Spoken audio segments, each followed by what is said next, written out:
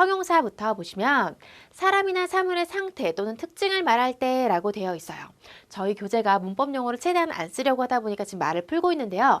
사람이나 사물이라는 것은 결국 영어의 품사로 치자면 명사에 해당이 되죠.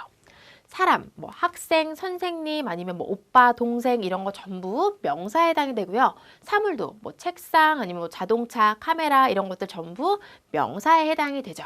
그래서 사람이나 사물의 상태 또는 특징을 말한다라는 것은 결국 형용사는 명사를 꾸며준다, 명사를 수식한다 라는 말을 이렇게 더 쉽게 풀고 있는 거예요. 그거의 예를 한번 보시도록 할게요. A student, 사람이죠. A boy, 사람이고요. 그 다음에 a house, 집, 사물이고요. A car, 자동차, 사물에 해당이 되는데 전부 다 지금 학생, 소년, 집, 자동차라는 것은 명사가 되죠. 그래서 형용사라는 것은요, 기능이 딱 한 가지밖에 없어요. 그게 바로 이렇게 명사를 꾸며준다는 건데 어떻게 꾸며주냐? 이렇게 꾸며주죠. A smart student, student, 학생은 학생인데 똑똑한 학생 이런 식으로 꾸며주는 거죠. A handsome boy, 소년은 소년인데 잘생긴 소년. 그 다음에 a big house, 집은 집인데 큰 집. A red car, 차는 차인데 빨간 차와 같이 기본적으로 형용사는요, 명사 앞에서 명사를 꾸며주게 되는 게 가장 기본적인 자리가 되겠어요. 다시 한번, 형용사는 담당하고 있는 기능이 딱 한 가지밖에 없어요. 바로 명사를 꾸며준다는 거. 그런데 이게 여러분 무슨 새로운 정보를 배우시는 게 아니고요. 한국말에서도 그대로 해석해 보시면 똑똑한 학생, 잘생긴 소년, 어순이 똑같죠? 한국말에서도 기본적으로 형용사가 명사 앞에서 수식을 하기 때문에 뭔가 굉장히 새로운 내용을 배우시는 건 아니에요. 그래서 기본적인 요 형용사가 명사 앞에서 꾸며주게 된다는 자리는 여러분들께서 잘 많이 알고 계신데요. 항상 형용사가 명사 앞에서만 명사를 꾸며줄 수 있는 건 아니고요. 비동사 뒤에 나와서도 명사를 꾸며줄 수가 있어요. 우리 첫 번째 시간에 비동사 많이 배우셨죠? 비동사 뒤에 이렇게 형용사가 나와가지고 또 명사를 꾸며줄 수 있어요. 형용사가 비동사 뒤에 나왔다고 해서 비동사를 꾸며주는 건 전혀 아니고요. 형용사의 기능은 딱 한 가지, 명사를 꾸며준다는 한 가지 기능밖에 없어요. 문장에서 보시면 이렇게 a smart student, 똑똑한 학생이라고 말을 할 수도 있겠지만 한국말로도 그 학생은 똑똑합니다. 이런 식으로도 말을 할 수 있는 것처럼 The student is smart 라고 하면 이제 문장이 됐죠. 여기 같은 경우는 지금 문장은 아니고요. 하나의 명사 덩어리인데요. 여기는 지금 완벽한 문장이 돼서요. 그 학생은 똑똑합니다. 라고 이렇게 말을 할 수도 있겠어요. 이때 이 비동사가 없으면 동사가 없기 때문에 문장이 될 수가 없죠. The student smart 이렇게만 말씀을 하시면 그 학생은 똑똑한 이렇게밖에 안 되기 때문에 그 학생은 똑똑합니다 라고 문장으로 말씀하시려면 이렇게 비동사와 함께 형용사가 또 굉장히 많이 쓰이게 되는 거죠. 그렇지만 여러분 똑똑한 건 누구예요? 바로 the student, 학생이라는 명사죠. 명사를 꾸며주고 있다는 사실에는 변함이 없어요. 그 다음에 the boy is handsome. 그 소녀는 잘생겼습니다. The house is big. 그 집은 큽니다. The car is red. 그 차는 빨갛습니다. 이런 식으로 뭐뭐 합니다 라고 문장으로 말씀하고 싶으시면 이렇게 형용사를 비동사랑 같이 써주시면 되겠고요. 다시 한번 비동사 뒤에 쓰였다고 해서요. 갑자기 기능이 바뀌는 게 전혀 아니고요. 기능은 그대로예요. smart 한 건 student고요. handsome 한 건 boy고요. big 한 건 house고 red 한 건 car이기 때문에 그대로 꾸며주고 있는 명사는 그대로예요. 자, 그러면 문장에서 조금 더 보시면요. We bought a house. 우리는요, 집을 한 채 샀어요. 근데 그 집은요, with a pretty garden. 예쁜 정원이 있는 집을 한 채 샀습니다. 라고 되어 있어요. 그래서 garden, 정원은 정원인데 예쁜 정원처럼요, 명사 앞자리에서 요 형용사가 명사를 꾸며줄 수도 있겠고요. 그런가 하면 Are those cookies good? 저 쿠키들이 good, 맛이 있나요? 라고 물어보고 있네요. 이처럼 비동사와 함께 쓰여서 명사를 꾸며줄 수 있어요. good 한 건 뭐겠어요? 요 those cookies라는 명사에 대해서 물어보고 있는 게 되겠죠. 그랬더니 두 번째가 yes, they are delicious. 네, 그 쿠키들은요, 맛있습니다. 라고. 맛있는 건 뭐예요? 그 쿠키라는 명사에 대해서 말하고 있는 거죠. 그래서 여기서도 비동사 뒤에서 쓰였지만 명사에 대해서 꾸며주고 있다는 사실에는 변함이 없어요. 그래서 형용사에 대해서 한번 보셨고요. 명사와 동사의 의미를 더 풍부하게 꾸며주는 형용사 부사를 배우고 계시죠. 그런데 이 형용사 부사의 의미를 또 다른 단어들이 또 꾸며줄 수가 있는 거예요. 그래서 첫 번째로 배우실 건 바로 to라는 단어인데요. to를 형용사 부사 바로 앞에만 넣어주시면요. 너무라는 의미가 돼서 too old, 너무 오래된, too small, 너무 작은, too early, 너무 빠른, 너무 이른, too late, 너무 늦은 이런 식으로 형용사 부사 바로 앞에다가 to만 쏙 넣어주시면 너무라는 의미가 되는데요. 형태 자체는 전혀 어렵지 않죠. 근데 여러분들께서 한 가지 주의하시면 되는 건 뭐냐면요. 이 너무라는 단어가 우리나라 말에서 긍정적인 거에도 많이 쓰죠. 사실 우리나라 말에서도 엄격한 문법에 따르면 이 너무라는 말은 부정적인 거에만 써야 한다고 하더라고요. 근데 우리는 너무 맛있어, 너무 좋아, 너무 잘생겼어 이런 식으로 좋은 거에 너무라는 말을 많이 쓰다 보니까 영어로 말씀하실 때도 너무 좋아가지고 to를 쓰시면 안 돼요. 필요 이상이에요. 지나친 거예요. 그래서 부정적인 의미로만 무조건 쓰이게 되니까요. 좋은 거에는 to를 쓰지 않도록 여러분들께서 주의해 주세요. 예를 들어서 야, 내 남자친구 너무 잘생겼어. too handsome 이러면요. 잘생겨서 좋다는 게 아니고요. 너무 잘생겨서 막 여자 꼬이고 부담스럽고 안 좋다는 의미가 되는 거예요.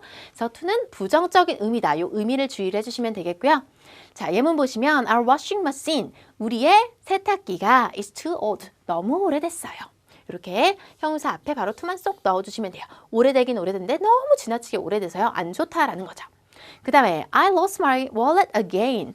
I lost, 나는 잃어버렸어요. 뭐를? 내 지갑을 again, 또다시. 내 지갑을 또다시 잃어버렸어요. 그랬더니 두 번째가 You lose things 라고 되어 있네요. 너는 물건들을 잃어버린다. Too easy, 너무 쉽게 잃어버린다 라고 말을 하고 있고요. 그 다음에 세 번째 예문 My neighbors are sometimes too noisy at night 이라고 되어 있네요.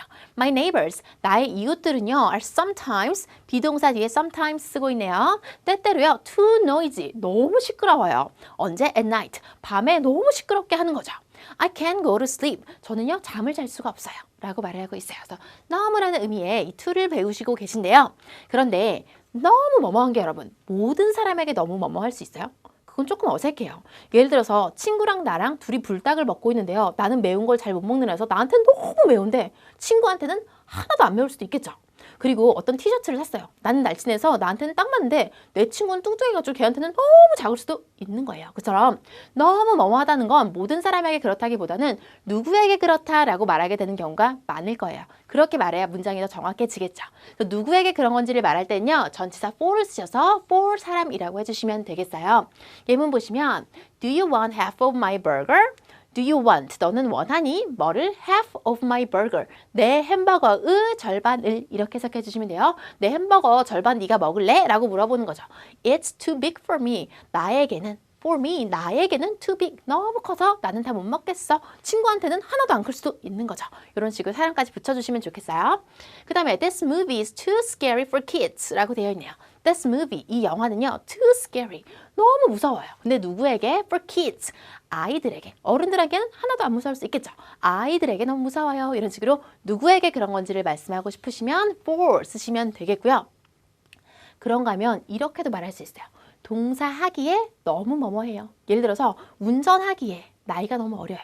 투표하기에 나이가 너무 어려요. 이런 식으로 동사 하기에 너무 뭐뭐해요 라고 말씀하고 싶으시면요. 동사를 연결시켜주는 to를 써주시면 되겠어요. 기본적으로 문장 속에서 동사를 붙여주는 동사 딱풀은 to라고 생각을 하시면 돼요. 그래서 보시면 Stephen, 이거 Stephen이라고 읽으시는 F 사운드로 읽으시는 분들 계신데요. Stephen이라고 V 사운드로 읽어주시면 돼요. Stephen is too young to drive. Stephen은요, too young, 너무 어려요. 아직 뭐 열 몇 살밖에 안 된 거예요. 그래서 운전하기에 너무 어린 거죠. 그래서 Stephen is too young to drive. 스티븐은 운전하기에 너무 어려요 라는 거 여러분들 학교에서 투투용법이라고 많이 배우셨죠? 그게 바로 이거예요. 그래서 운전하기에 너무 어리다는 것은 너무 어려서 운전할 수가 없다라는 의미로 해석해 주시면 되겠어요. 그 다음에 두 번째도 보시면 The bakery is already closed. 빵집이요 이미 문을 닫았어요. It's too late. 너무 늦었어요. 근데 뭐 하기에? To buy bread. 빵을 사기에는 너무 늦었어요. 그래서 너무 늦어서 빵을 살 수가 없어요 라는 의미가 된다는 것까지 그 의미까지 같이 알아두시면 되겠어요. 그래서 왜 to를 쓰냐라고 물어보시는 분들 계시는데요. 모든 영어 문장에는 주어 하나, 동사 하나가 있어야 되죠. 보시면 주어 있고요. 동사가 있어요. 그러면 또 다른 동사를 그냥 쓸 수 없죠. 그래서 동사를 연결시켜주는 동사 딱풀 to로 붙여줬다고 생각하시면 되겠어요. 여기도 마찬가지죠. it, 주어 동사는 여기 다 있으니까요. 또 다른 동사 by가 그냥 나올 수 없으니까요. to로 연결시켜준다라고 생각하시면 되겠어요. 문장에서 명사를 덧붙여주는 명사 딱풀, 그걸 뭐라고 부르냐면요. 전치사에 대해서 배우시게 될 거예요. 전치사라는 말 안에 힌트가 좀 들어있는데요. 전치사에서 이 전자는요. 한자로 앞전자고요. 치는 위치를 말하는 치죠. 그래서 전치사라는 것은 앞에 위치하는 단어예요. 그러면 여러분 생각을 해보시면 무언가가 앞에 있다라고 말을 할 수 있으려면 뒤에 뭔가가 있어줘야지 얘가 앞에 있는 애가 될 수 있겠죠. 따라서 전치사는 뒤에 항상 뭔가가 와야 되는데 그 항상 뭔가가 오는 게 딱 한 가지예요. 바로 전치사 뒤에는요. 항상 명사가 따라 나오게 돼요. 그래서 전치사 명사구 줄여서 뭐 전명구 이렇게 말하는 것도 들어보셨죠? 그런 말들이 중요한 게 아니고요. 전치사가 하는 기능이란 문장 속에서 명사를 붙여주는 거예요. 그러면 명사를 왜 붙여야 될까요? 기본적으로 영어의 모든 문장은 주어 하나, 동사 하나가 들어가 있어야 되죠. 그리고 이 동사가 목적어를 필요로 하는 아이면 뒤에 목적어가 따라올 거고요. 의미상 목적어를 필요로 하지 않는 아이면 뒤에 목적어가 오지 않을 거예요. 만약에 이 동사가 목적어를 필요로 하는 애라고 해서요. 뒤에 목적어까지 왔다고 가정을 해볼게요. 그러면 이게 문장의 필수 요소예요. 그랬을 때 주어 자리 그리고 목적어 자리에는요. 이미 딱풀이 다 이렇게 발라져 있어요. 은는 이가 라는 딱풀이 발라져 있고요. 을를 에게 라는 딱풀이 발라져 있기 때문에 여기에 그냥 명사를 딱 넣는 순간 주어는 목적어를 동사한다 이런 식으로 말이 만들어지게 되는 거죠. 그래서 동사가 필수로 필요로 하는 아이들의 자리, 즉 주어와 목적어의 자리에는 이미 딱풀이 발라져 있기 때문에 명사가 뭔가를 달고 나면 필요 없이 그냥 명사만 이 자리에 쑥 넣어주시면 돼요. 그런데 이 동사가 필수적으로 필요로 하는 아이는 아니고요. 그냥 뒤에 또 명사들이 이렇게 따라 붙게 돼요. 그랬을 때는요. 이 자리엔 딱풀이 발라져 있지 않는 자리란 말이죠. 그렇기 때문에 이 명사들은 그냥 나올 수 없고요. 딱풀로 문장에 붙여줘야 돼요. 이 딱풀이 바로 전치사라는 아이인 거죠. 그래서 이게 우리나라 말에도 있어요.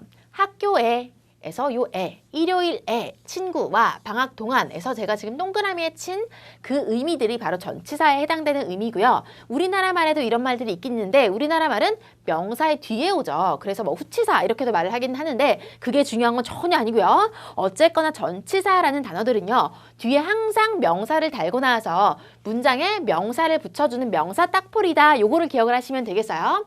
네, 이 전치사의 여러 가지 종류가 있는데요. 학교, 장소죠. 이처럼 장소나 위치나 방향을 나타내는 전치사가 있고요. 일요일에, 뭐 그냥 1시에 아니면 여름에 이런 식으로 시간이죠. 시간을 나타낼 때 쓸 수 있는 전치사가 있고요. 그 외에 다른 의미들을 말하는 또 다양한 기타 전치사들이 있는데요. 오늘은 장소, 위치, 방향을 나타내는 전치사에 대해서 알아보게 되실 거예요. 자, 먼저 장소를 나타내는 전치사에 대해서 배우시게 될 건데요. 장소를 나타내는 전치사 가장 대표적인 세 가지가 at, in, on이에요. 그리고 장소 전치사 중에서 얘네 셋이 제일 어려워요. 왜냐면 한국말로 해석하면 이 셋 다 에예요. 뭐 학교에, 집에 아니면 또 뭐 장소가 뭐가 있을까요? 병원에 이런 식으로 뭐가 됐든 에라고밖에 해석이 안 되기 때문에 여러분들께서 언제 at을 쓰고 언제 in을 쓰고 언제 on을 써야 하는지를 여러분들께서 잘 구분을 하셔야 돼요. 왜냐면 이제 뒤에서 배우시게 될 뭐 뒤에, 앞에, 옆에 이런 애들의 의미가 명확해서 그거를 쓰기가 어렵지가 않은데 얘네가 문제인 거예요. 그래서 언제 at을 쓰고 in을 쓰고 on을 써야 하는지를 설명을 드리도록 할 텐데요. 이미지로 기억을 하시면 좋아요. 먼저 in부터 설명을 드려볼게요. in은 기본적으로 여러분들께서 어디 안에라는 의미로 많이 알고 계시죠? 그래서 in은 이처럼 뚜렷하게 경계가 있어요. 경계로 안과 밖이 구분이 되는 상황에서 안에 있다라고 할 때요. 다시 한번. 경계로요. 틀이 딱 정해져 있어요. 그래서 안과 밖이 뚜렷하게 구분이 되는 거죠. 경계가 있는 거예요. 그래서 경계로 구분이 되는 그 공간 안에 있다라고 말을 할 때 여기서는 좀 경계가 중요해요. 안과 밖이 구분되는 상황일 때 안에 있다라고 말씀을 하고 싶으시면 in을 쓰시면 되겠어요. 우리 집을 한번 떠올려 보시겠어요? 우리 집 안에 있는 여러 공간들, 벽으로 다 경계가 지어져서 구역이 나눠져 있죠. 집 안에 있는 공간들은 전부 in을 쓴다고 보시면 되겠어요. 거실 같은 경우 in the living room 이런 식으로 in을 써주시면 되겠고요. 부엌도 in the kitchen, 방도 in the room, 그 다음에 화장실 in the bathroom 이런 식으로 전부 다 집 안에 있는 공간들 경계로 나눠져 있기 때문에 in을 써주시면 되겠고요. 그 외에도 박스 같은 경우도 경계가 있죠. 그리고 그 공간 안에 있다라고 할 수 있으니까 in the box, 그 다음에 in the forest 같은 경우는 숲인데요. 숲이라는 것은 어떤 경계가 뚜렷하다고 볼 수는 없지만 경계가 없다고 해도 뭔가 좀 이렇게 둘러싸여 있는 느낌일 때는 in을 쓸 수 있다고 보시면 되겠고요. 그 다음에 in Paris, in Korea 같이요. 뭐 도시나 나라 같은 경우 지도를 생각해 보시면 지도 안에 전부 다 이렇게 경계로 나라가 구분이 되어져 있죠. 3차원적인 공간에도 in을 쓸 수 있고요. 여기 같이 2차원적인 공간 안에 사람이 있다라고 할 때도 in을 써서 표현해 주시면 되겠어요. 도시나 나라 이름의 앞에는 기본적으로 in을 같이 써주시면 되겠고요. 지난 시간에는 장소, 위치, 방향을 나타내는 전치사를 배우셨고요. 그리고 장소를 나타내는 전치사의 가장 대표적인 세 가지가 at, in, on 이었죠. 이 세 가지가요. 시간을 나타낼 때에도 가장 대표적으로 쓰이는 세 가지의 전치사이면서 해석을 하시면요. 셋 다 한국말 의미로는요. 언제, 에로밖에 해석이 안 돼요. before, 전에, after는 후에, 뭐 since는 뭐뭐부터 지금까지, until은 언제까지처럼 나머지 시간 전치사는요. 의미가 좀 명확해요. 그런데 at, in, on 세 가지는요. 언제, 예를 들어서 뭐 5시 반에, 월요일에, 1월 달에, 여름에 이런 식으로 에로밖에 해석이 안 되기 때문에 조금 더 어려우실 수가 있고요. 그래서 여러분들께서 하시면 되는 건 언제 at을 쓰고 in을 쓰고 on을 쓰는지를 구분을 하시면 되는데요. 외우실 내용은 없고요. 전부 다 이해를 시켜드리려고 해요. 먼저 on부터 설명을 드리도록 할게요. 우리가 스위치를 가지고 불을 켜고 끄는 걸요. on, off로 표시를 해요. 그래서 불을 켜면 on이고요. 불을 끄면 off죠. 그런데 이 불이라는 것은 현대에 와서 과학기술이 발명이 되면서 생겨난 거고요. 과거에 옛날로 거슬러 올라가면 그때는 불이 없었죠. 전등이 없었어요. 그래서 해가 뜨면 하루가 시작이 되고요. 해가 지면 하루가 끝이 나는 거였어요. 그래서 해 뜨고 해 지는 걸 기준으로 해가지고 하루, 그때는 그래서 해가 뜨면 on, 해가 지면 off 이랬어요. 그래서 이 on은요. 기본적으로 언제 쓰냐면요. 하루를 나타낼 때 on을 쓴다라고 생각을 하시면 돼요. 다시 한번 하루를 나타낼 때는요. 전치사 on을 써주시면 돼요. 그런 반면 하루를요. 잘게 쪼갰어요. 그게 바로 시간이죠. 시간을 나타낼 때 하루보다 작아진 시간에는 at을 쓴다라고 보시면 되겠고요. 그 다음에 하루를 묶어서요. 달을 만들었어요. 여러분 달력을 떠올려 보시면요. 하루를 30개를 이렇게 틀로 묶어가지고 경계를 지어서 이때까지는 1월, 그 다음은 2월, 3월 이런 식으로 달이라는 것은요. 사람들이 하루를 묶어가지고 만든 개념이죠. 그리고 장소 전치사에서 여러분들 인의 개념을 떠올려 보시면요. 뭔가 틀이 있고요. 안과 밖이 구분이 됐고요. 경계가 있었어요.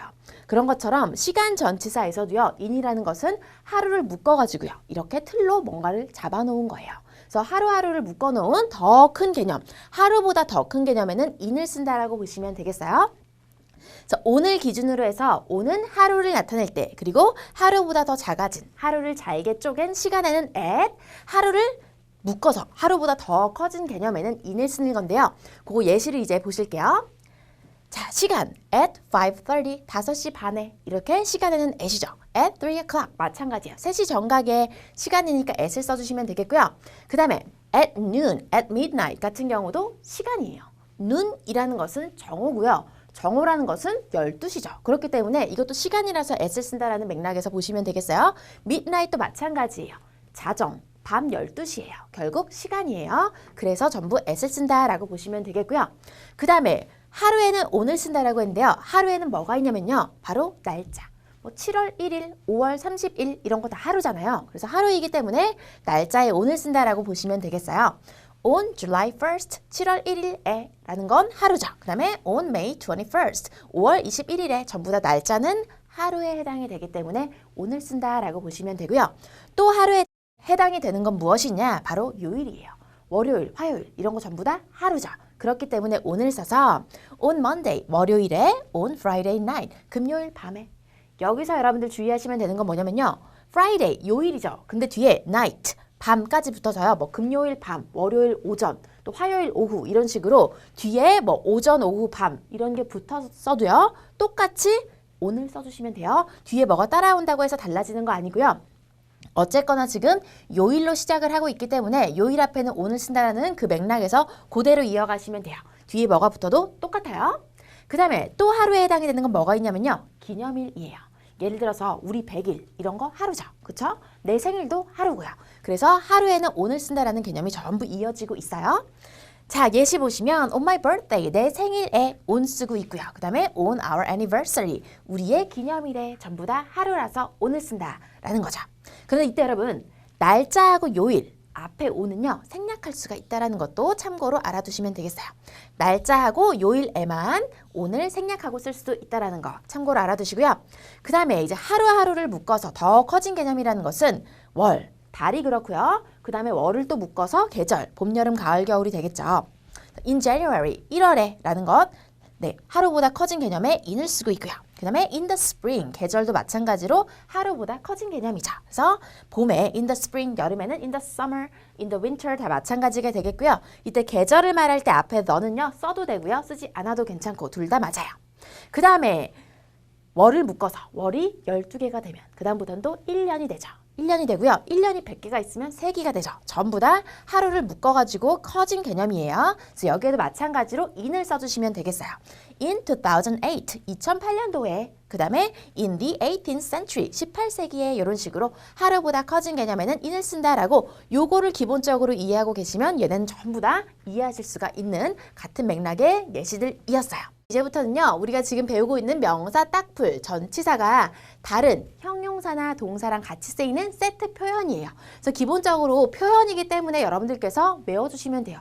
얘네가 딱히 무슨 문법사항은 아니기 때문에 제가 사실 설명을 드릴 부분은 많지 않고 표현이라서 여러분들께서 단어 외우듯이 좀 외워주시면 되는 부분인데 그래도 한번 쭉 좀 더 여러분들께서 외우시기 쉽게 설명을 조금 드려보도록 할게요. 자, 기본적으로 about이라는 전치사는 무엇에 대해라는 의미를 가지고 있죠. 그래서 앞에 보통 감정이 나와서 무언가에 대해 어떤 감정을 느낀다라고 할 때 about을 많이 써요. excited about, 무엇에 대해 신이 난. sorry about, 무엇에 대해 유감스러운. 그 다음에 sure about, 무엇에 대해 확신하는. 이런 식으로 어떤 감정을 느낄 때 무엇에 대해서 그런 감정을 느끼는지를 말할 때 about을 같이 쓰게 되는 경우가 많고요. 그 다음에 두 번째 at 같은 경우는 여러분 이 at은요 대체로 뭐를 좀 콕 찝고 있어요. target으로 해서 겨냥하고 있는 느낌을 여러분들이 at에다가 넣어주시면 돼요. 그래서 angry, 내가 화가 나긴 화가 났어요. mad도 마찬가지죠. 화가 났어요. 화가 났는데 누구에게 화가 났는지를 콕 집어주는 거죠. 너한테 화가 났어. I'm angry at you. 이런 식으로 누구를 딱 겨냥해서 말을 해주는 거고요. 그 다음에 good, 내가 잘하는 거예요. 잘하는 건데 무엇을 잘하는 건지 콕 집어서 말해주는 거죠. 나는요 영어를 잘해요. I'm good at English. 이런 식으로 무엇을 잘하는지를 또 콕 집어주고 있고요. 그 다음에 surprised at, 무엇에 대해서 놀랐다라고 할 때도 무언가에 놀랐다. 내가 놀랐긴 놀랐는데 뭐에 놀랐는지를 콕 집어주고 있으면 또 at 같이 쓰게 되고요. 그 다음에 of 같은 경우는 대체로 어떤 거냐면요. 이 뒤에, of 뒤에 오는 게 주체예요. 주체. 주체라는 말이 조금 어렵게 느껴질 수도 있는데 설명을 해드리자면 afraid of, 무엇을 두려워하는 이에요. 그러면 이 뒤에 오는 무언가가 두려운 감정을 느끼게 만들겠죠. 이 감정을 느끼게 만드는 주체가 of 뒤에 따라오게 되는 거예요. 예를 들어서 I'm afraid of spiders. 저는요 거미를 무서워해요. 라면 거미가 무섭게 만드는 주체가 되겠죠.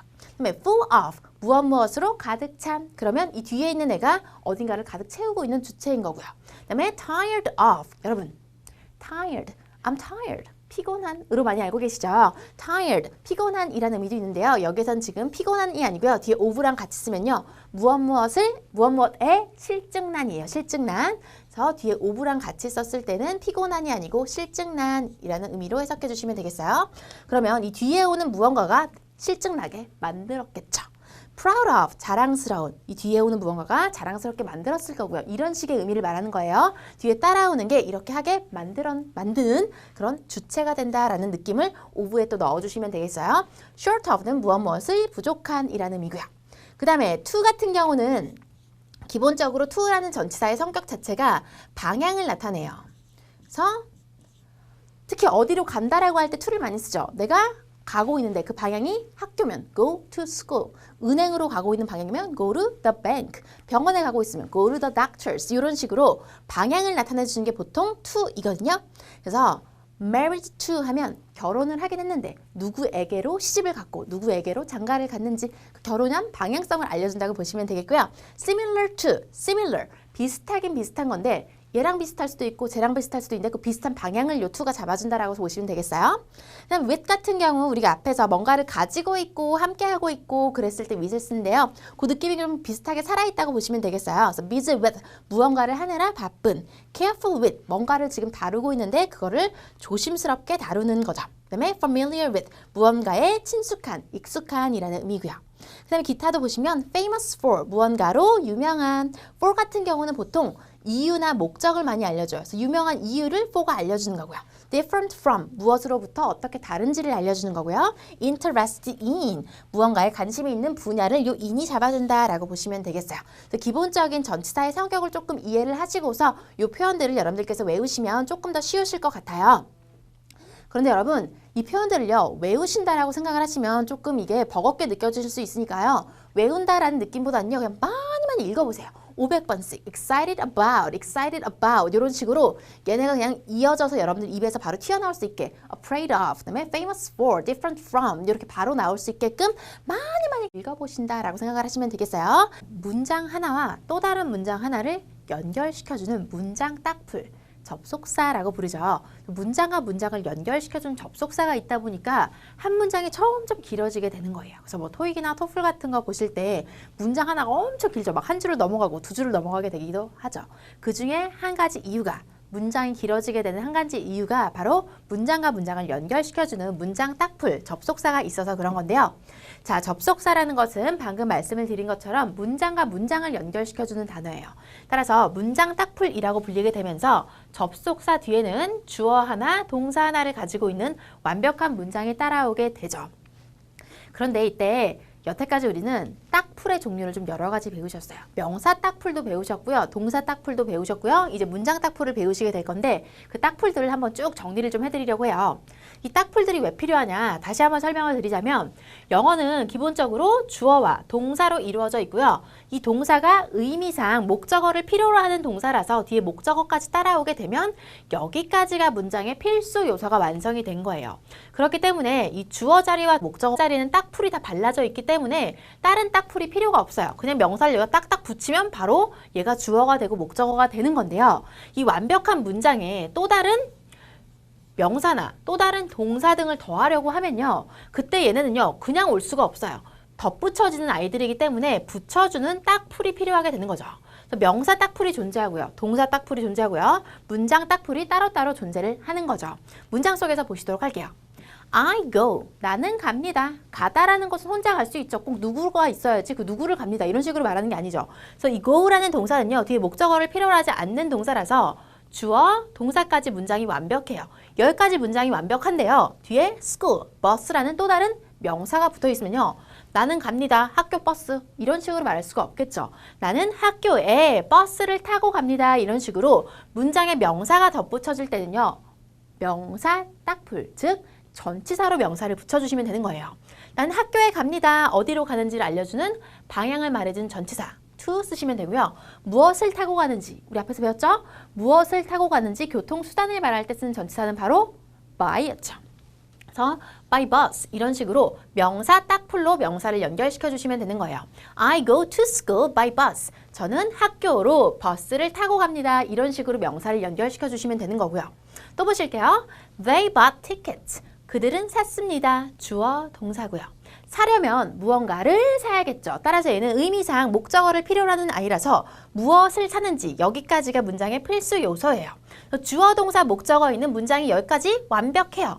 그런데 see a concert, 콘서트를 보다 라는 동사가 갑자기 또 이렇게 문장에 덧붙여질 수는 없다는 거죠. 이미 동사는 하나가 있고요. 모든 문장에는 주어 하나, 동사 하나가 있어야 되기 때문에 또 다른 동사가 이렇게 따라올 수 없어요. 동사를 연결시켜주는 동사 딱풀을 써주시면 되고요. 동사 딱풀은 바로 기본적으로 to라고 말씀을 드렸죠. 그래서 to see a concert라고 하시면 콘서트를 보러 가기 위해서 티켓을 샀습니다. 라는 문장이 완성이 됐어요. 동사도 마찬가지로 동사 딱풀로 연결시켜주시면 되고요. 하나 더 보실게요. She went. 그녀는 갔습니다. 여기랑 똑같죠? 주어 동사까지. 여기까지가 완벽한 문장이에요. 그녀는 갔습니다. The bookstore, 서점. buy a magazine, 매거진이니까 잡지를 사다 이런 식으로 덧붙여지는 단어들은 똑같이 또 연결을 시켜주시면 되는 거죠. 서점으로 갔습니다. 어디로 가는지를 말할 땐 to 쓰시면 되겠고요. 동사 연결할 때는 동사 딱풀 to 쓰셔서 She went to the bookstore. 그녀는 서점에 갔습니다. To buy a magazine. 잡지를 사기 위해서, 하기 위해서라는 의미의 to예요. 여러분, 이 문장을 제가 하나 더 넣은 이유는요. 이 to랑 이 to가 다르다는 것을 말씀드리기 위해서예요. to는요. 명사 딱 풀인 전치사, 여기가 지금 명사죠? 명사 딱 풀인 전치사 to가 있고요. 그 다음에 동사 딱 풀인 to 부정사가 있어요. 그래서 이때의 to는 뒤에 동사 원형이 나오고 이때의 to는 뒤에 명사가 나오니까 to는 두 가지 역할을 다 할 수 있어서 두 개가 완전히 다르니까요. 두 개를 구분을 하셔야 되겠어요. 그 다음 또 보시면 I met Tony, 나는 토니를 만났습니다 라는 완벽한 문장이 하나 있고요. 뒤를 봤더니 We had dinner, 우리는 저녁을 먹었습니다 라는 문장과 문장이 있어요. 이처럼 문장과 문장을 연결시켜주는 것은 문장 딱풀, 접속사라는 거죠. 여기선 접속사 중에서도 의미상 and를 넣어주면 자연스러울 것 같아요. 나는 토니를 만났습니다. 그리고 우리는 저녁을 먹었습니다. 이런 식으로 문장과 문장을 연결시켜주는 거는 문장 딱풀, 접속사라는 거죠. 그래서 지금 딱풀의 세 가지 종류가 다 나왔어요. 문장에서 명사를 덧붙여주는 명사 딱풀은 앞에서 우리가 여태까지 다뤘던 전치사가 되겠고요. 동사 딱풀은 기본적으로 to로 연결시켜 주시면 돼요. to 동사 원형이라고 우리 책에서 표현하고 있는 to 부정사라고도 하죠. 그게 바로 동사 딱풀이고요. 문장 딱풀은 오늘 배우시게 될 접속사가 바로 문장과 문장을 연결시켜주는 아이인 거예요. 그래서 접속사의 기능에 대해서 말씀을 드리면서 나머지 딱풀들도 한번 쭉 정리를 해봤어요. 비교급이라고 불리게 되는 아이는 더 뭐뭐한 이라는 의미로 표현을 하게 되는 건데요. 예를 들어서 A car is fast. 자동차는 빠르긴 빠르죠. 그렇지만 자동차보다 더 빠른 게 있죠. 그건 뭐예요? 바로 비행기죠. 비행기는 더 빠릅니다 라고 말씀을 하고 싶으실 때는요. An airplane is faster 와 같이 말씀을 해주시면 돼요. 그러면 더 빠른 이라는 의미가 되거든요. 그래서 비교급이라는 것은 더 뭐뭐한 이라는 의미로 어떻게 만들어주시면 되냐면요. 형용사나 부사가 짧은 단어예요. 그랬을 때는요. 뒤에다가 er을 붙여주시면 되겠어요. hard, 열심히 하는인데요. 더 열심히 하는 이라고 하시려면 harder 해가지고 뒤에 이렇게 er 붙여주시면 돼요. high, 높은이고요. 더 높은 하시려면 higher. cold, 추운인데 더 추운 하시려면 colder. quiet, 조용한, quieter. 더 조용한 이런 식으로 짧은 단어는 뒤에다가 er만 붙여주시면 되겠고요. 이때 스펠링에 조금 주의하셔야 되는 단어들이 있는데요. large, nice 같이 e로 끝나는 단어들은요. 이미 e를 가지고 있으니까 뒤에 r만 붙여주시면 돼요. 그래서 larger, nicer 이렇게 만들어주시면 되겠고요. 그 다음에 hot이나 big 같은 경우는요. 뭐 단모음, 단자음으로 끝난다라고 하죠. 그런 단어들은 자음을 이렇게 한번 더 써주시고 er 붙여주시면 돼요. 단모음, 단자음 같은 경우 앞에서 살짝 설명을 드리긴 했는데요. 그게 그냥 너무 어려우시면 저희 교재에 있는 부록에 정리되어 있는 단어들을 한번 쭉 써보시면서 연습해 보시면 되겠어요. hotter, bigger 이런 식으로 자음을 한번 더 써주시면 되겠고요. 그 다음에 early, dry 같이 y로 끝나는 단어들은 y를 i로 바꿔주시고 er 붙여주시면 되겠어요. earlier, drier 이런 식으로요. 그 다음 예문 보시면 This cafe is noisy. 이 커피숍은 시끄럽다. 우리가 얘기하기에 좀 불편한 거예요. 그래서 더 조용한 장소로 가자라고 하면서 Do you know a quieter place? 이런 식으로 물어볼 수가 있겠죠. Do you know? 너는 알고 있니? 뭐를요? A quieter place.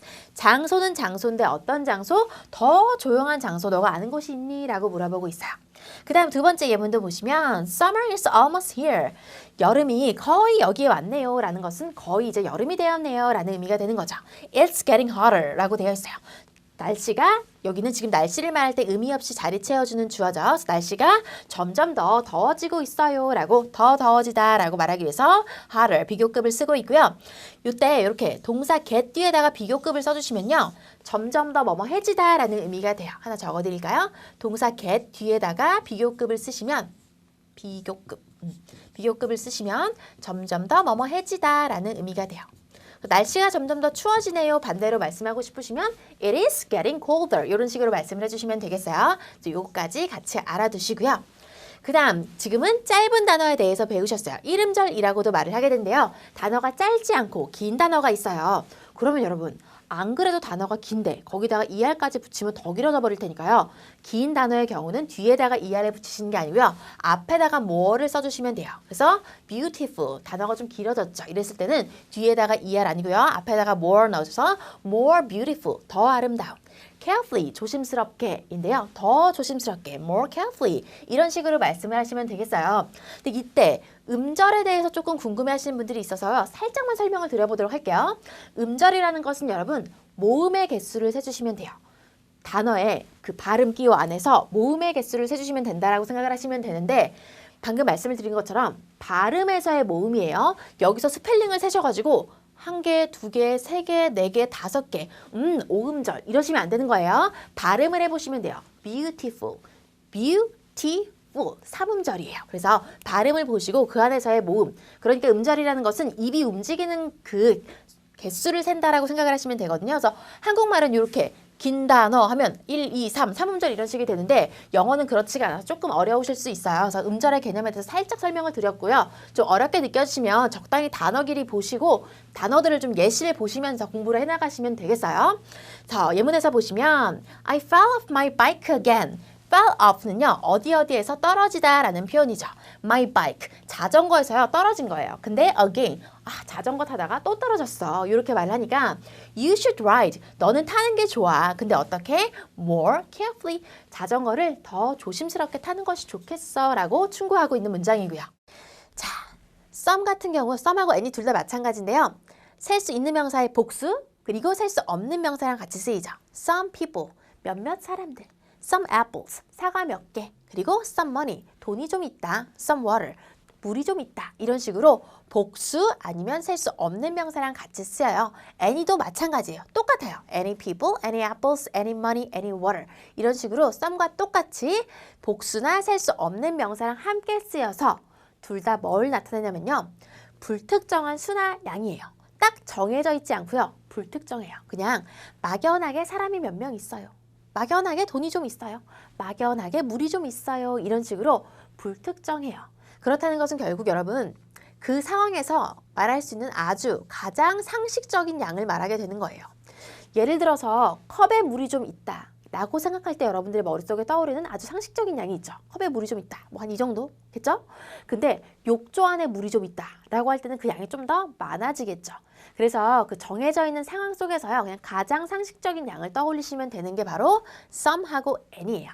그래서 다시 한번 정리할게요. some하고 any 둘 다 셀 수 있는 명사의 복수 아니면 셀 수 없는 명사랑 함께 쓰여서 막연하고 불특정한 수나 양을 나타내게 되는데요.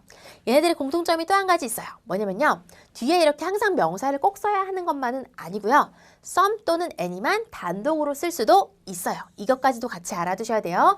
항상 뒤에 명사가 따라 나와야 한다라고 알고 계신 분들 계신데요. 아니에요. 뒤에 명사 없이 이렇게도 쓸 수가 있어요. 예문 보시면 We have ice cream. 우리는 아이스크림이 있는데요. Do you want some? 좀 드시겠어요? 좀 원하시나요? 라고 할 때는요.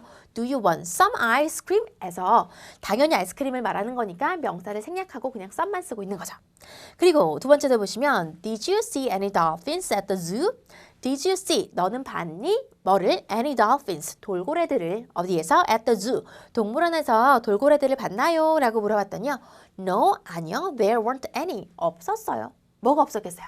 돌고래가 없었겠죠. 맥락상 예측이 가능하니까요. 이렇게 any만 쓸 수도 있어요. any dolphins라고 반복할 필요가 없으니까요. 그렇죠? 그래서 뒤에 명사 없이 단독으로 쓸 수 있다는 것까지도 같이 기억을 해주시고요. 그럼 여기까지는 some하고 any의 공통점이었네요. 뒤에 나오는 명사도 같고 나타내는 수나 양도 같고요. 명사 없이 단독으로 쓸 수 있다는 것도 다 같은데요. some과 any의 차이점에 대해서 이제 설명을 드릴게요. 그림을 보시면요. 버스에 아이들이 좀 있네요. 이처럼 뭔가가 있다는 것에 초점을 맞춘 게 바로 some이에요. 그래서 There are some children on the bus. 버스에 아이들이 좀 있습니다. 라고 하실 때는요. some을 안 쓴다고 해서요. 문법적으로 완전 틀린 문장이 되는 게 전혀 아니에요. There are children on the bus 라고 하셔도요. 버스에 아이들이 있습니다. 인데요. 그냥 버스에 아이들이 좀 있습니다 라고 몇 명이 있어요 라고 좀 더 구체적으로 말씀을 해주시고 싶으시면요. some까지 써주셔야지 더 영어다운 문장이 되는 거예요. 이렇게 써주는 게 더 좋은 문장이라는 거죠. 그래서 우리나라 말로도 아이들이 좀 있어요. 좀이라고 말하는 것처럼 some도 비슷한 기능을 하게 되는 거예요. 아이들이 버스에 좀 있습니다 라고 말을 하면서 아이들이 지금 있죠. 있는 거에 초점을 맞춘 게 바로 some인가 하면요. 여기는요. 그 아이들이 없어요. 이처럼 없을 때는요. There aren't any children on the bus. 버스에 아이들이 없습니다. 하나도 없는 거죠. 이처럼 없을 때 뭔가가 없음에 초점을 맞춘 게 바로 any고요. 이때도 마찬가지로 any가 없어서 There aren't children on the bus 라고 하신다고 해서 문법적으로 완전 틀린 문장이 되는 건 전혀 아니지만요. 없을 때는요. any를 써주는 게 훨씬 자연스러운 문장이 된다라는 거예요. 오늘은 이제 명사가 있긴 있는데 많이 있다 아니면 적게 있다 라고 말하는 방법을 배워보게 되실 거예요. 먼저 명사가 많다라고 말씀하고 싶으실 때는요. many하고 much를 써주시면 되는데요. many하고 much 둘 다 많은 이라는 의미인데요. 둘의 차이점은 뭐냐면요. 바로 many 같은 경우는요. 셀 수 있는 명사하고만 함께 쓸 수 있고요. much 같은 경우는 셀 수 없는 명사하고만 함께 쓸 수가 있어요. 셀 수 있는 명사 중에서도 여러분 많은 거니까 당연히 단수는 안 되고 복수만 되겠죠? 그건 의미를 생각해 보시면 당연한 거죠. 그래서 여러분들 제가 명사의 첫 번째 시간에서 셀 수 있다, 없다의 개념이 상당히 중요하다고 말씀을 드린 게 바로 이런 거예요. 어떤 명사를 여러분들께서 이게 셀 수 있는 건지 없는 건지를 모르시면 many, much 중에 뭘 써야 할지도 모르게 된다는 거죠. 그래서 다시 한번 명사 첫 번째 시간으로 돌아가셔가지고요. 셀 수 있는 거, 없는 거 개념 다시 한번 정리해 주시면 좋을 것 같아요. 그래서 이렇게 많은 친구들, many friends, many people, 많은 사람들과 같이 셀 수 있는 명사랑 many가 같이 쓰이고요. much 같은 경우는 much time, 많은 시간, much oil, 많은 기름 같이 셀 수 없는 명사랑 같이 쓰이게 되죠. 그래서 이렇게 어떤 명사랑 같이 쓰이는지에 대한 차이점이 한 가지가 있겠고요. 그 다음에 또 어떤 차이점이 있냐면요. many 같은 경우는요. 긍정문, 그 다음에 여기 부정문이죠. 그 다음에 의문문, 모든 문장에 다 쓸 수가 있어요. 자, 예문 좀 보실게요. Ted can speak many different languages.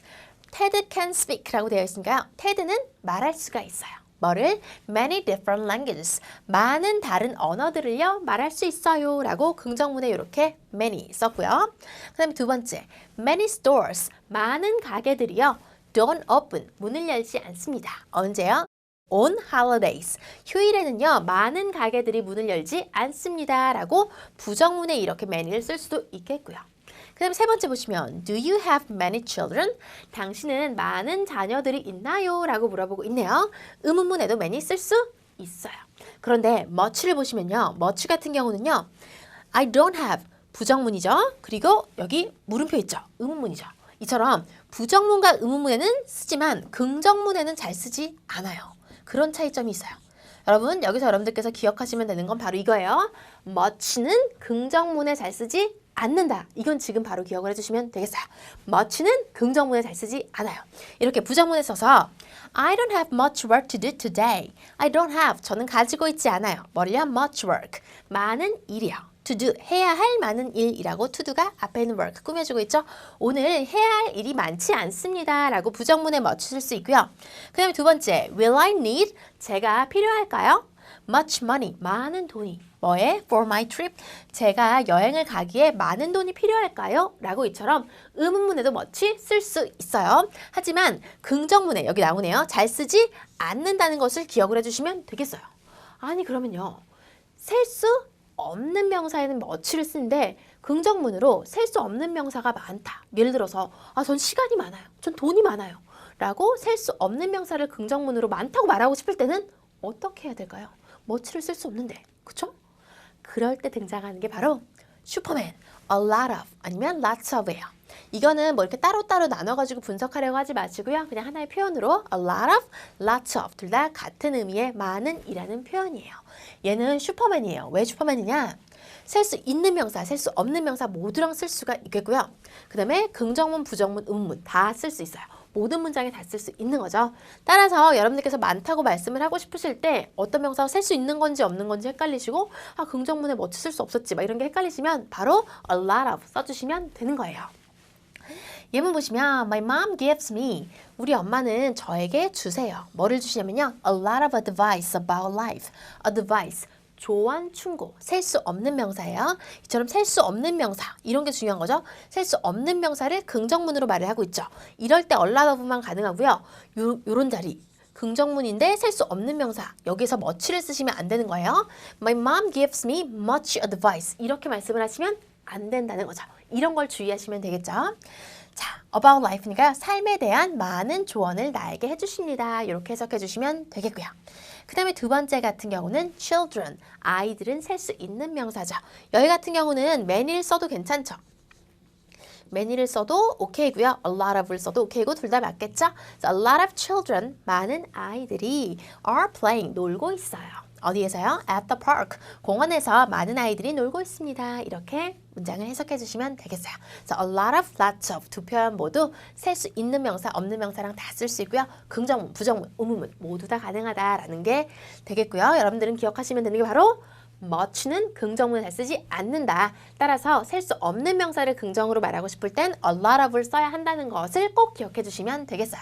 오늘 배우시게 될 표현들은요. 모든이라는 의미를 가진 all 하고 every 이 두 개를 먼저 배우시게 될 텐데 all 하고 every 둘 다 모든이라는 의미로 쓰여요. 그래서 사실상 의미로서 차이가 거의 없는 것 같아 보이는데 차이가 어디에서 나오냐면요. 바로 형태에 있어서의 차이점이 있어요. 그래서 여러분들께서는 이거를 주의를 하시면 되는데 그림을 보시면 지금 모든 강아지가 다 꼬리를 가지고 있죠. 막 흔들고 있는데 모든 강아지는 꼬리를 가지고 있습니다. 라는 것을 영어의 문장으로 표현을 해보면요. All dogs have tails. 모든 개들은 꼬리를 가지고 있습니다. 라고 말을 할 수 있고요. Every를 써서 every dog has a tail. 모든 개는 꼬리를 가지고 있습니다. 라고 의미는 똑같아요. 두 개의 문장의 의미가 똑같기 때문에 같은 상황에서 all과 every 둘 다 쓸 수 있는 경우가 굉장히 많기는 많아요. 그런데 차이점을 여러분들께서 이미 감지를 하셨을까요? 보시면 all 뒤에는요. dogs라고요. 이렇게 s가 붙어 있네요. 모든 개들은 모든이니까요. 하나 이상이겠죠. 여러 개일 거예요. 따라서 의미상 복수명사가 오는 게 자연스럽겠죠. 그래서 all 뒤에 복수명사가 온다는 것은 여러분들께서도 실수를 거의 하지 않으시는데요. 문제는 바로 이 every예요. every도 의미가 모든이다 보니까요. 여러 개가 돼야 될 것 같아요. 그래서 복수명사가 뒤에 나와야 될 것 같지만 그게 아니라는 거. 이게 중요한 거예요. every 다음엔요. 단수명사를 쓴다는 걸 여러분들께서 꼭 기억을 해주시면 되겠어요. 그러면 둘 다 의미는 같은데 왜 all 다음에는 복수명사를 쓰고 every 뒤에는 단수명사를 쓸까요? 바로 이 둘에 깔려있는 그 개념 자체에 좀 차이가 있기 때문이에요. 의미 자체에서는 차이가 별로 없는 것 같지만 어떤 차이점이 있냐면요. all 같은 경우는요. 이 전체를 다 뭉뚱그린 모든이에요. 그런데 every는요. 이 전체 속에서도 하나의 이 구성원에 초점을 맞춘 모든이다 보니까요. 하나. 단수의 개념에 좀 더 초점을 맞춘 모든이에요. 그래서 좀 특이한 개념으로서의 모든이라서 뒤에는 단수명사를 쓰게 된다는 걸 여러분들께서 꼭 기억을 해주시면 되겠어요. 생각을 해보시면 여러분들 어떤 수업을 시작할 때 선생님들이 Hello everyone, everyone 이라고 말을 하죠. 그래서 every라는 단어를 쓴다는 건요. 한 명 한 명 모든 학생들에게 안녕이라고 인사를 하고 싶은 거예요. 그래서 뭔가 하나를 더 살려주고 싶을 때 every를 쓴다라고 생각을 하시면 되겠어요. 자, 보시면 all 뒤에는요. 셀 수 있는 명사를 쓸 때는요. 복수 명사로 써주시면 되고요. 이건 그렇게 어렵지 않죠. 그런데 뒤에 셀 수 없는 명사도 나올 수가 있어요. all 같은 경우는 셀 수 있는 명사, 없는 명사 다 올 수 있지만 셀 수 있는 명사가 올 때는 복수 명사로 써주셔야 하고요. every 같은 경우는 셀 수 있는 명사만 올 수 있고요. 항상 단수 명사로 온다는 거. 모든이라는 의미 때문에 복수를 써야 할 것 같아서요. 실수도 많이 하시고요. 그래서 어학시험 문제로도 자주 나오니까요. 여러분 이거 꼭 기억해 주세요. every 뒤에는 단수 명사가 나온다는 게 중요한 포인트예요. 그래서 예문에서 좀 보시면요. all banks, 모든 은행들은 이라고 복수명사 오고 있어요. close, 문을 닫습니다. 언제? on Sundays, 일요일마다 문을 닫습니다. 라고 말하고 있고요. 그 다음에 두 번째 예문 같은 경우는요. all 뒤에 fruit 이라는 지금 셀 수 없는 명사가 나오고 있어요. 셀 수 없는 명사의 경우는 단복수가 없으니까요. 이렇게 그냥 그대로 형태 써주시면 되겠죠? all fruit, 모든 과일은 is on sale, 할인 중입니다. today, 오늘 모든 과일이 할인 중입니다. 라고 했더니 두 번째가 let's buy some then 이라고 말하고 있네요. let's buy, 삽시다.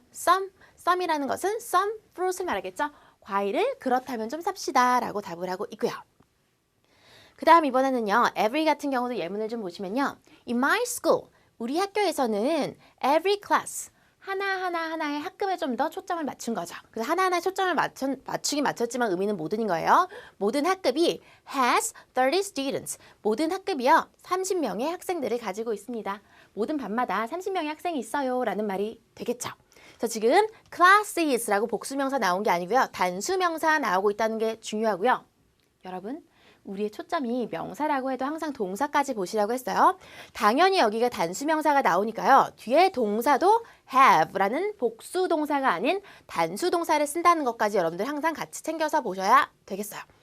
어학시험 문제에서는 이렇게 명사를 물어볼 수 있겠지만요. 동사의 구멍을 뚫어놓는 경우도 많거든요. 항상 동사 같이 보시고요. 그 다음 I couldn't get into the office 라고 되어 있어요. I couldn't get into. 들어갈 수가 없었던 거죠. 어디에? The office. 사무실에 들어갈 수가 없었습니다. 왜요? Because every door. 모든 문들이 was locked. 잠겨 있었거든요. 라고 말하고 있네요. 마찬가지로 doors 아니라 door. 단수 명사 나왔고요. was. 단수 동사 쓰고 있어요. were 하시면 안 되는 거죠. 그 다음 이거는 교재에 없는 예문을 제가 하나 추가로 드렸어요. 이건 속담이에요, 여러분. Every cloud. 모든 구름에는요. has a silver lining. silver lining이라는 것은 그 은빛 한 줄기 빛이라고 생각을 하시면 돼요. 구름이 껴있는데요. 거기서 빛이 한 줄기 내려오고 있는 장면을 상상을 해보시면 되거든요. 그래서 모든 구름에는요. 한 줄기 빛이 있습니다. 라는 것은 우리나라말 속담으로 치자면 뭐 고생 끝에 낙이 온다. 아니면 쥐구멍에도 볕들날이 있다. 이 정도의 속담에 해당이 되겠어요. 그래서 이런 속담으로 공부를 하시면 속담의 그 속담 표현도 하나 얻어가시면서 every clouds 아니고 cloud라는 단수명사 나온 것과 뒤에 단수동사 따라온 것까지 같이 공부하실 수 있으니까요. 이런 문장과 표현들로 여러분들께서 공부를 해주시면 좋을 것 같아서 하나 추가해봤어요. 우리 이 문장 한번 같이 소리내서 읽어볼까요? 시작! Every cloud has a silver lining.